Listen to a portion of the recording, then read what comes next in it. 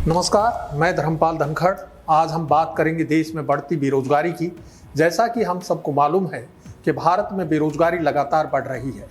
कालांतर में विपक्षी पार्टियां बेरोजगारी को चुनावी मुद्दा भी बनाती रही हैं और इससे निपटने के लिए लगातार प्रयास भी करती रही हैं। लेकिन पिछले कुछ सालों से केंद्र और उसके नेता लगातार बढ़ती बेरोजगारी को नकारते रहे हैं। 2014 के लोकसभा चुनाव में नरेंद्र मोदी हर साल 1 करोड़ लोगों को रोजगार देने का वादा करके सत्ता में आए थे। उन्होंने देश की बागडोर संभालने के बाद केंद्र सरकार के विभिन्न विभागों में कई साल से खाली पड़े करीब 5 लाख पद एक झटके में समाप्त कर दिए।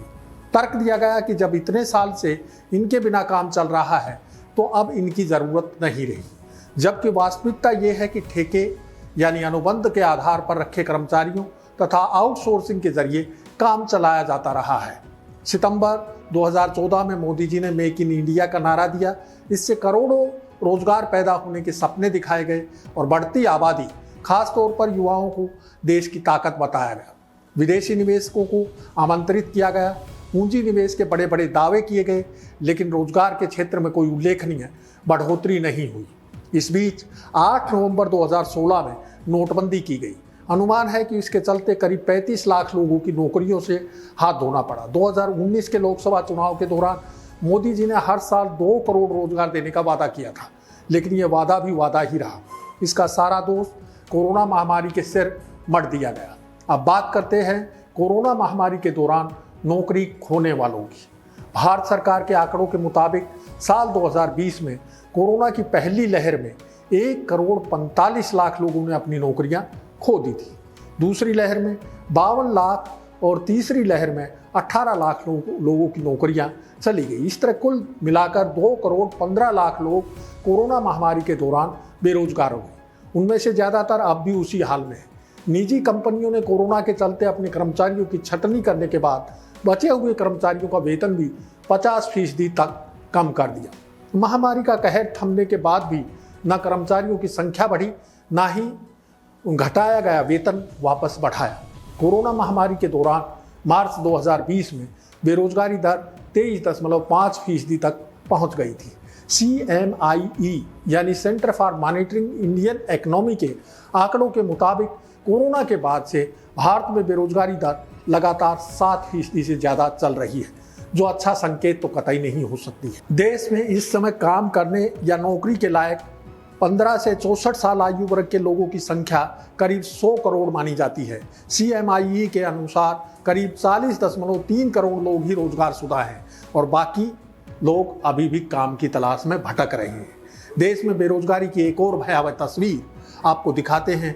साल 2018 से 2020 के बीच देश भर में करीब 25,000 लोगों ने बेरोजगारी और कर्ज के बोझ से दबे होने के चलते आत्महत्या की थी।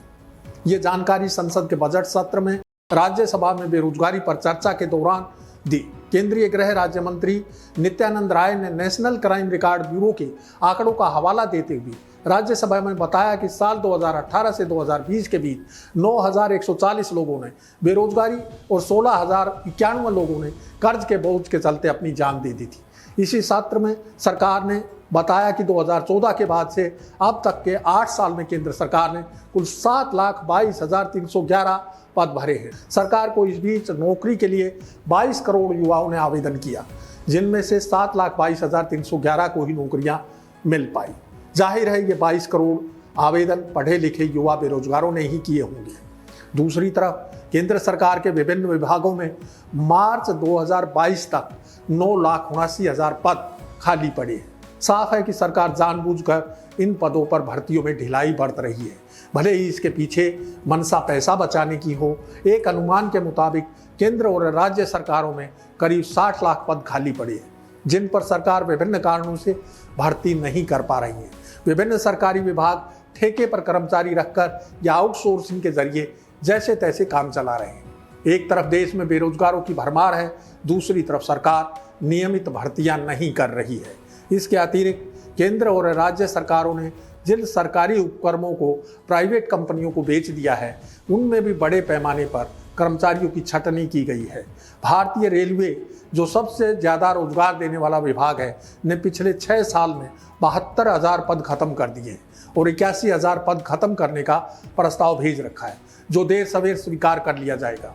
यानी 1.5 लाख से ज़्यादा पदों पर रेलवे में भर्ती नहीं होगी। इसके पीछे तर्क यह दिया जा रहा है कि आधुनिकी के कारण ग्रुप सी और डी वाले इन पदों की अब जरूरत नहीं रही। इधर 2024 के लोकसभा चुनाव के मद्देनजर प्रधानमंत्री ने अगले 1.5 साल में सभी मंत्रालयों से मिशन मोड में 10 लाख पद भरने के निर्देश दिए हैं। इससे साफ है कि सरकार ने ये कदम केवल चुनावी लाभ पाने के लिए ही उठाया है। दूसरी तरफ देश में विदेशी निवेश तो बढ़ा है, लेकिन उसके अनुरूप रोजगार नहीं बढ़े हैं। इसके पीछे कारण ये है कि जो विदेशी कंपनियां भारत में निवेश कर रही हैं, उनका मकसद यहाँ के लोगों को रोजगार देना नहीं, बल्कि कम लागत में ज़्यादा से ज़्यादा मुनाफा कमाना है। इसके लिए वे आधुनिक मशीनें लगा रहे हैं, जिससे नाम मात्र को श्रमिकों की ज़रूरत होगी। केंद्र और राज्य सरकारें लगातार बढ़ती बेरोजगारी की समस्या को नज़रअंदाज करती रही हैं। हालांकि उन्हें वास्तविक स्थिति का न केवल आभास है, बल्कि पक्की जानकारी है कि बेरोजगारी के मुद्दे को लेकर 24 अगस्त को भारतीय जनता पार्टी ने छत्तीसगढ़ में राज्य स्तरीय प्रदर्शन किया। इसे राजनीतिक पार्टियों का दोहरा मानदंड ही कहा जा सकता है कि जहां वे सत्ता में नहीं हैं, वहां वे बेरोजगारी को मुद्दा बनाते हैं, और जहां सत्तारूढ़ है वहां बेरोजगारों के प्रति उदासीन रवैया अपनाते हैं। यहाँ तक कि रोजगार मांग रहे युवाओं पर बेरहमी से लाठियां बरसाई जाती हैं और उन्हें जेलों में ठूसा जा रहा है। एक बात बिल्कुल साफ है कि देश में बेरोजगारी की स्थिति भयावह हो चुकी है। केंद्र और राज्य सरकारों के पास रोजगार के अवसर बढ़ाने की कोई ठोस रणनीति नहीं है। ये भी साफ है कि बेरोजगार युवाओं को बहुत लंबे समय तक हिंदू मुस्लिम विवादों और राष्ट्रवाद के नाम पर नहीं बरगलाया जा सकता है।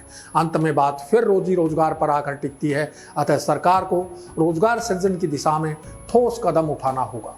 अब समय है आपसे विदा लेने का, लेकिन उससे पहले एक अपील, यदि आपको हमारा ये वीडियो पसंद आया है तो हमारे चैनल को लाइक और सब्सक्राइब ज़रूर करें, ताकि नए आने वाले वीडियो की सूचना आप तक आसानी से पहुंच सके। और यदि वीडियो अच्छा नहीं लगा हो तो कमेंट करके अवश्य बताएं, ताकि अपेक्षित सुधार किया जा सके। जल्द फिर मिलेंगे एक नए मुद्दे के साथ। नमस्कार।